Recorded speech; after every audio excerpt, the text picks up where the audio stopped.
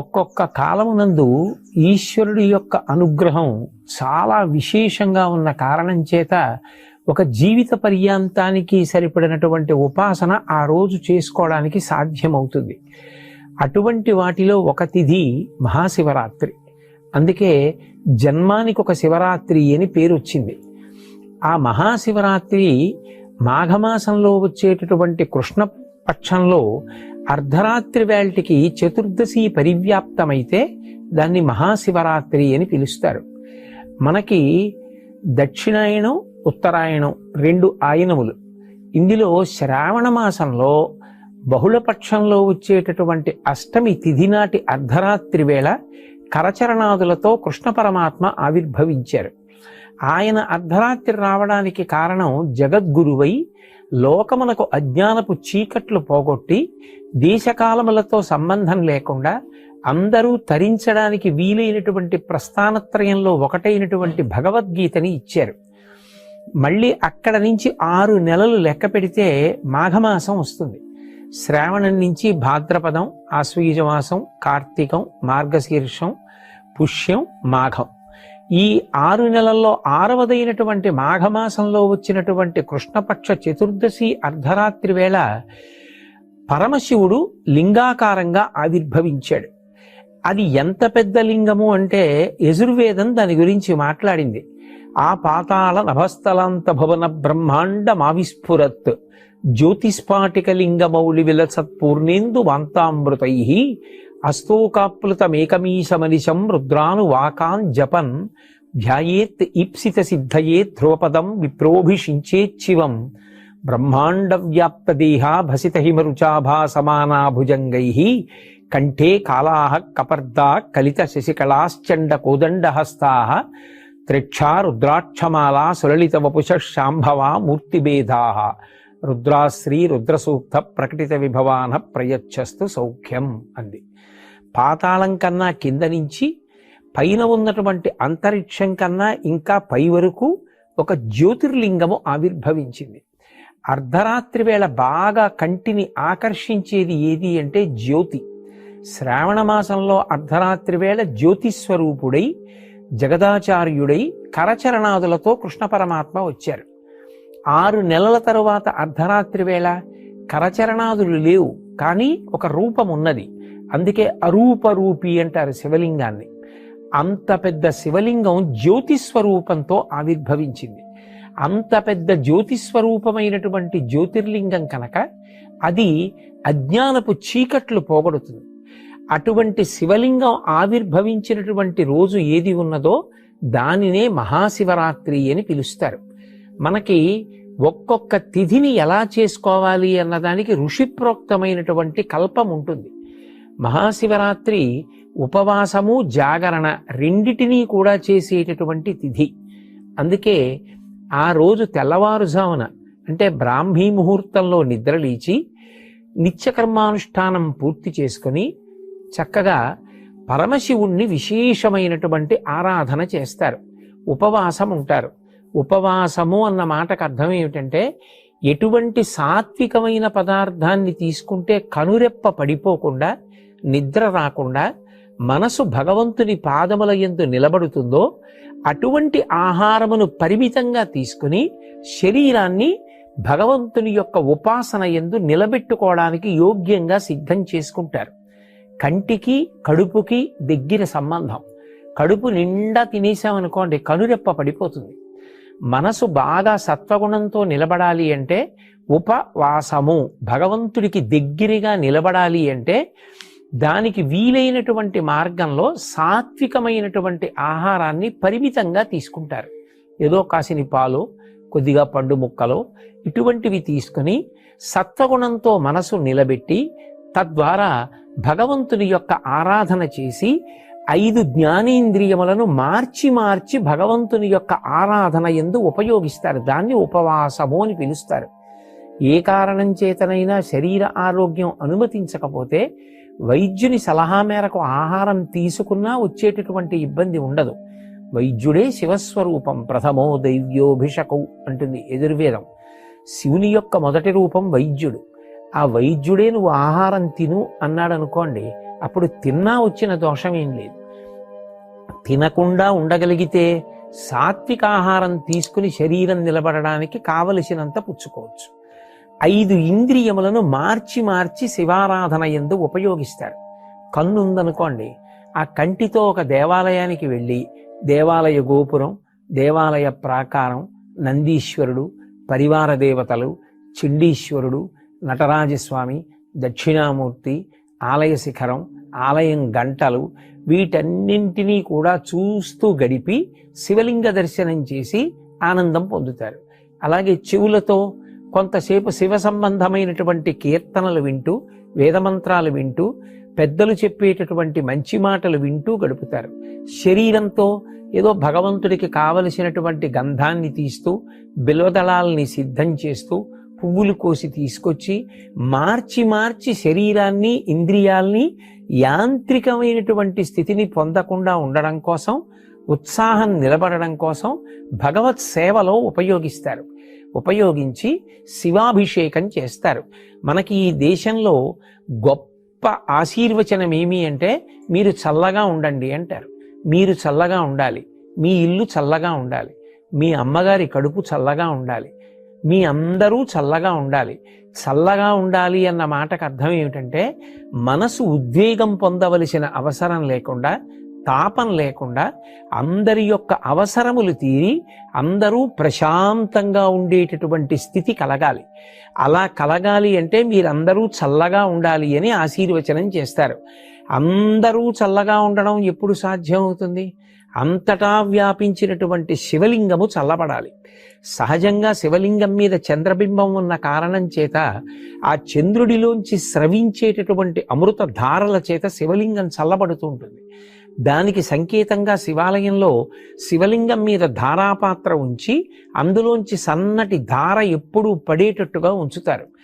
మనం కూడా ఆ రోజున పార్థివలింగం చేసి కానీ, శివాలయంలో ఉండేటటువంటి శివలింగాలకి కానీ అభిషేకం చేశామనుకోండి, దాని చేత శివలింగాలు చల్లబడతాయి.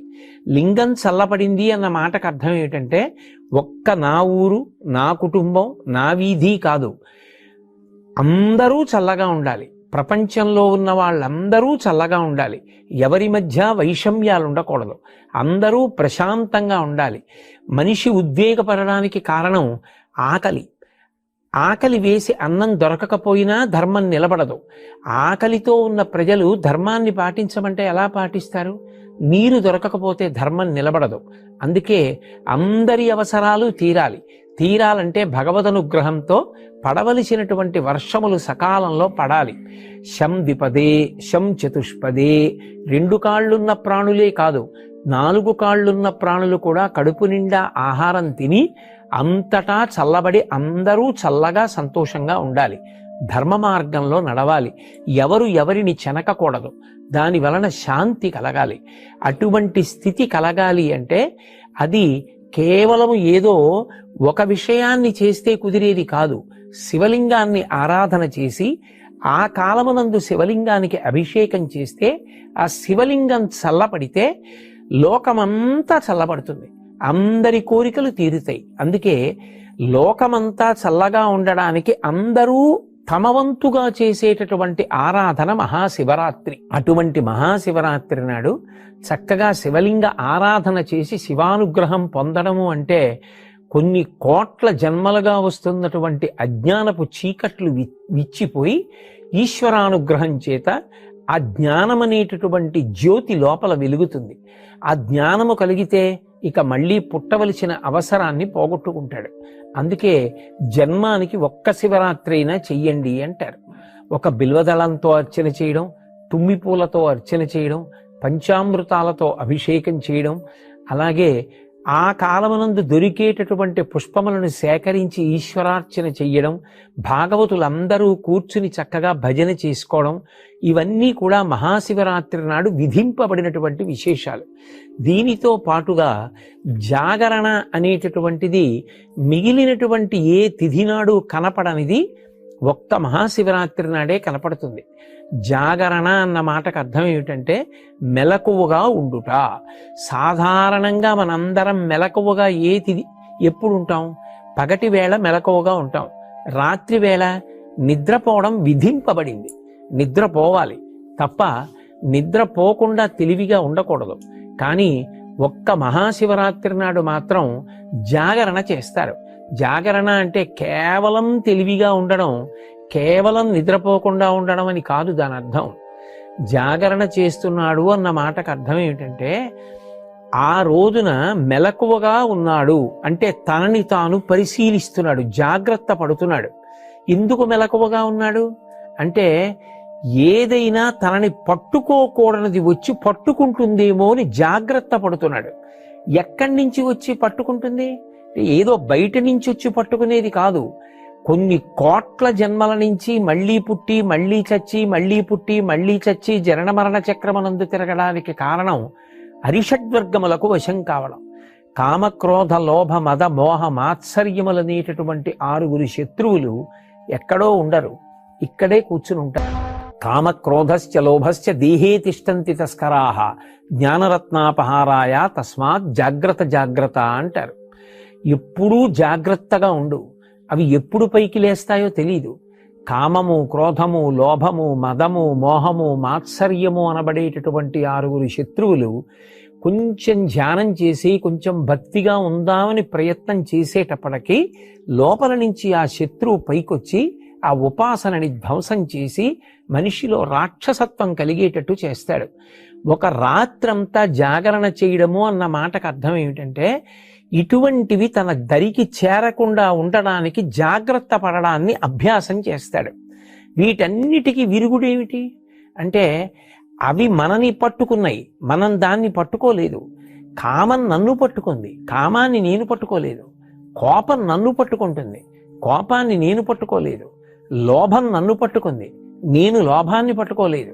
అవి నన్ను వదిలిపెట్టాలంటే దానికి పరిష్కారం ఏమిటంటే ఏది చూస్తే దానికి చికాకు కలుగుతుందో అది కనపడితే అది వదిలేస్తుంది. ఉదాహరణకి జలగ పట్టుకుంది అనుకోండి, నెత్తురు తాగేస్తూ ఉంటుంది. మీరు జలగ పట్టుకుందని దాన్ని వదిలించుకుందామని పట్టుకుని లాగారనుకోండి, సాగుతుంది తప్ప వదలదు. అందుకే వీడు జలగలా సాగుతున్నాడు రా అంటారు. అప్పుడు ఏం చేస్తారు? జలగ ఎక్కడ పట్టుకుందో అక్కడ ముగ్గు తీసుకొచ్చి వేస్తారు. జలగ నోటి దగ్గర ముగ్గు వేస్తే దానికి ఆ ముగ్గు అంటే పరమ అసహ్యం, వెంటనే వదిలిపెట్టి కింద పడిపోతుంది.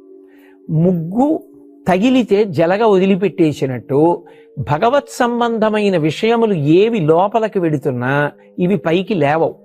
అగ్ని పైకి లేస్తోందనుకోండి, దీప్తమగ్ని వివాంభస అంటారు. నీరు పోసారనుకోండి అగ్ని చల్లారిపోతుంది. నెయ్యి పోస్తే అగ్ని పైకి లేస్తుంది. కోరికలు తీర్చుకున్న కొద్దీ కోరికలు విజృంభిస్తాయి. నాకు కోపం ఎక్కువ అండి అని అదేదో గొప్ప అనుకుంటే కోపం ఎక్కువే అవుతుంది. వాటిని పరిశీలించుకోవాలంటే అవి దేన్ని పోస్తే అణిగిపోతాయో పరిశీలించాలి. ఆ పరిశీలించేటటువంటి రాత్రి ఏది ఉందో, ఏనాడు నువ్వు మెలకువగా ఉండి ఏవి నిన్ను అజ్ఞానపు చీకటిలోకి నెట్టేస్తున్నాయో వాటిని పరిశీలించేటటువంటి రాత్రికి జాగరణమని పేరు. ఆయన జ్ఞానజ్యోతి అయి ఆవిర్భవించినటువంటి పరమ పవిత్రమైన తిథి. ఆ రోజున మనం పరిశీలించడం మొదలు పెడితే మనకి శివానుగ్రహం కలుగుతుంది. ఆయన వచ్చిందే అందుకు. నేను నిన్ను శివుణ్ణి చేస్తాను, నీకు వీటిని గెలవడానికి మార్గాలు నీకే తట్టేటట్టుగా చేస్తానంటాడు. ఒకడు అప్పటి వరకు కోపం గొప్ప అనుకున్నాడు. ఒకరోజు జాగరణ చేసి బాగా ఆలోచించాడు అనుకోండి, తెలుస్తుంది కోపం వల్ల ఏమి సాధిస్తాను. ఒకవేళ నేను బలవంతుడనై కోపము చేత అవతలవాణ్ణి శాసించినా అది తాత్కాలికం, వాడు మళ్ళీ ఎప్పుడోప్పుడు తిరగబడతాడు. కానీ ప్రేమ చేత జయించింది శాశ్వతం. అందుకే కోపం కన్నా ప్రేమ గొప్పది అని తెలుసుకున్నాడు. కోపము నన్ను పాడు చేస్తోంది. నేను కోపంతో ఎవరినైనా ఏమైనా అంటే వారు దాన్ని తీసుకోకపోతే అది వారినేం చేయదు. కానీ కోపంతో దుర్భాషలాడి నేను పాపం మూట కట్టుకుంటున్నాను. అందుకే కోపము శత్రువు, దీన్ని నేను దగ్గరికి రానివ్వకూడదు. ఇది పైకి లేస్తుంటే నేనేం చెయ్యాలి? అది లేవకుండా నీళ్లు పొయ్యాలి. ఏమిటా నీళ్లు? ఈశ్వర చింతనము. నేను వెంటనే ఓ గదిలోకి వెళ్ళి కూర్చుని భగవంతుడి గురించి ఆలోచించడం మొదలుపెట్టాను అనుకోండి, ఆయన లోకం కోసం హాలాహలాన్ని భక్షించి అందరూ దేన్ని నిరసిస్తారో దాన్ని తీసుకెళ్లి నెత్తి మీద పెట్టుకున్నాడు. చంద్రుడు తప్పు చేశాడని లోకమంతా విమర్శించింది. ఆ చంద్రుణ్ణి తెచ్చి నెత్తి మీద పెట్టుకున్నాడు. హాలాహలం బయటికెడితే పాడు చేస్తుందని కంఠంలో పెట్టుకున్నాడు. మనం కూడా భగవంతుణ్ణి చూసి మంచిని నేర్చుకోవాలి. ఓ నేను కూడా శివుళ్ళ బతకాలి. ఏది లోకాన్ని పాడు చేస్తుందో అది మాట్లాడకూడదు, కంఠంలో దాచుకోవాలి. ఎంత తప్పు చేసిన వాడైనా మారతాను అని వచ్చినప్పుడు నెత్తి మీద పెట్టుకోవాలి తప్ప ఎప్పుడో తప్పు చేశావని దూరం పెడితే మారే అవకాశం ఎలా కలుగుతుంది? శివారాధన చేస్తాడు అన్న మాటకు అర్థం ఏమిటంటే శివుళ్ళ బ్రతకడం అలవాటు అవుతుంది. జాగరణ చేశాడు అన్న మాటకు అర్థం ఏమిటంటే చీకటి పడిందని పడుకున్నాడు తలుపులేసుకొని. ఆ రోజు పడుకోలేదు, మెలకువగా ఉన్నాడు. ఆ చీకటిని గెలవడానికి కారణాలు వెతికాడు. నన్ను అజ్ఞానపు చీకటిలోకి తోసేస్తున్న అరిషడ్వర్గములను నేను ఎలా గెలవాలి? బాగా భగవంతుని యందు మనసు పెట్టాడు, ధ్యానం చేశాడు, మంచి గ్రంథపఠనం చేశాడు, శివారాధన చేశాడు, అర్ధరాత్రి కూడా అభిషేకం చేశాడు, పెద్దల మాటలు విన్నాడు, కీర్తనలు విన్నాడు, ఆలోచించాడు, పూజ చేశాడు. మనసుని మార్చి మార్చి ఇంద్రియములతో కలిపి భగవంతుని యొక్క పాదముల దగ్గర పెట్టగా అరిషడ్వర్గములను గెలవడానికి కావలసినటువంటి మార్గములు ఇక్కడే ప్రచోదనమవుతాయి. ఇప్పుడు ఆ అరిషడ్వర్గములను గెలవడం చేతనైంది. ఆయన ఎవరవుతాడు? పశువు పశుపతి అయిపోయాడు. ఎందుకని? అప్పటి వరకు పట్టుకున్న కర్మపాశములు తెగిపోయి భగవంతుని యందు ఐక్యమయ్యాడు. చిరంజీవన్నేవ క్షపిత పశుపాశ వ్యతికర పరానందాభిక్యం రసయతి రసం తద్భజనవాన్ అంటారు శంకర భగవత్పాదుల సౌందర్యలహరిలో. ఆ భగవంతుని యొక్క అనుగ్రహం కలిగితే కర్మపాశములు తెగిపోతే పశుత్వం పోయి పశువు పశుపతి యందు ఐక్యమయ్యాడు. అలా ఉపాసన చేయడానికి యోగ్యమైన రోజు. ఎందుకని? ఆయనే జ్ఞానజ్యోతిగా ఆవిర్భవించాడు. యావత్ బ్రహ్మాండం నిండిపోయేటటువంటి జ్యోతిర్లింగంగా వచ్చాడు. ఈ రోజున ఎవరు నన్ను ఉపాసన చేస్తారో, ఎవరు జాగరణ చేస్తారో వాళ్ళని నేను అనుగ్రహిస్తానన్నాడు. 84 లక్షల జీవరాశులలో దేశకాలములను తెలుసుకొని ఆ తిథి యొక్క గొప్పతనాన్ని తెలుసుకొని ఉపాసన చెయ్యగలిగినటువంటి శక్తి ఎవరికి ఉంటుంది? ఒక్క మనుష్య ప్రాణికే ఉంటుంది. అందుకే జంతువునాం నరజన్మ దుర్లభం. అటువంటి నరజన్మ ఎత్తిన తరువాత మరి మహాశివరాత్రి లాంటి పర్వదినాన్ని విడిచిపెట్టేసుకుంటే దాని వలన ఎంత ఉపాసన కోల్పోయాం. ఒక జన్మంతా చెయ్యవలసిన సాధన ఒక్క శివరాత్రి నాడు చేస్తే చాలు. అది కాలమునందు కలిసి వచ్చేటటువంటి సమయం. పిల్లవాడు సంవత్సరం అంతా ఎంత కష్టపడి చదివాడు పక్కన పెట్టండి. పరీక్షకు వెళ్ళి రాయడం మొదలుపెట్టిన తర్వాత దూరంగా ఎక్కడి నుంచో వాడికి ఇష్టమైన పాటలు వినపడుతున్నాయి. ఆ ఒక్క 2 గంటలే వాడు పరీక్ష మీద దృష్టి వదిలిపెట్టి పాటల మీద దృష్టి పెట్టాడు. ఏమైంది? సంవత్సర ఫలితం పోయింది. సంవత్సరంలో కొంత భాగం బాగా చదువుకున్నాడు, కానీ ఇప్పుడు ఆ పాటలు వినకుండా ఇప్పుడు దీని మీద దృష్టి పెట్టాడు. ఎవడు ఆ సమయంలో దృష్టి పెట్టాడో వాడు సంవత్సరం అంతా బాగా చదువుకుని పరీక్షలో పాటల మీద దృష్టి పెట్టిన వాడికన్నా ఎక్కువ ఫలితాన్ని సంపాదిస్తాడు. ఆ కాలమునందు విలువ ఉంటుంది. పరీక్ష ఆ కాలమునకు ఒక విలువ. ప్రాతకాలము దానికి ఒక విలువ, మధ్యాహ్నము దానికి ఒక విలువ, సాయంత్రము దానికి ఒక విలువ.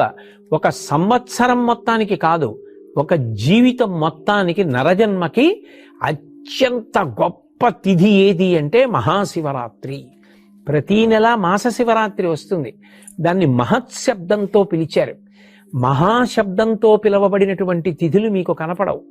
మహాశివరాత్రి అంటే ఇక ఇంతకన్నా నువ్వు ఉపాసన చేయడానికి తేలికైనటువంటి రోజు రాదు. అందుకే ఆ రోజు మీరు తెలిసి చెయ్యండి, తెలియక చెయ్యండి, కొన్ని కోట్ల రెట్ల ఫలితాన్ని భగవంతుడు అనుగ్రహించేస్తాడు. ఏదో ఎవరో శివరాత్రి ఏదో భగవంతుడి దగ్గరికి ఎడదాం ఇవన్నీ ఆలోచించలేదు. ఆయన ఆవు కట్టుకొయ్యి నుంచి పలుపు తప్పించుకు పరిగెత్తింది, ఆయన ఆవు కోసం పరిగెత్తాడు. ఆవు శివాలయంలో దూరింది, ఆయన దూరాడు. ఆవు శివాలయం చుట్టూ తిరిగింది, ఈయన ఆవు కోసం తిరిగాడు. ఆవు బయటికి పోయింది, ఈయన బయటికి పోయాడు. కానీ ఈశ్వరుడు అంటాడు, ఇవాళ మహాశివరాత్రి, నువ్వు తెలిసి వచ్చావో తెలియకొచ్చావో నాకు అనవసరం. ఆవు కోసం వచ్చావో దూడ కోసం వచ్చావో నా చుట్టూ తిరిగావు కదా, నువ్వు ఇవాళ చేసిన ప్రదక్షిణాన్ని కోట్లతో హెచ్చించి నీకు ఫలితాన్ని ఇస్తున్నానంటాడు. అంటే ఒక్కొక్క కాలమునందు చేసేటటువంటి ఉపాసనకి అంత శక్తి ఉంటుంది. అయినప్పుడు ఇంత గొప్ప తిథి మనకి దగ్గరలో ఉన్నప్పుడు మనం దాని గురించి తెలుసుకుని సమాయత్తమై మనకి శరీరం ఎంతవరకు అనుమతిస్తే అంతవరకు, ఆరోగ్యం ఎంతవరకు అనుమతిస్తే అంతవరకు, మరీ ఛాందసత్వానికి పోకుండా, శక్తి ఉన్నప్పుడు చెయ్యగలిగినది విడిచిపెట్టకుండా సమతౌల్యాన్ని పాటిస్తూ మనసుని భగవంతుని యందు పెట్టడం అన్నది ప్రధానం చేసుకొని ఇంద్రియములతో కలిపి మనసుని మార్చి మార్చి భగవంతుని యందు పెట్టి ఆయన చేసిన ఉపకారములను స్మరించి మనం భగవంతుని యందు చేరిపోవడానికి నరజన్మ అనేటటువంటిది అత్యంత ప్రధానమైనది కాబట్టి సద్వినియోగం చేసుకోవడానికి అపూర్వమైనటువంటి రోజు ఈ మహాశివరాత్రి.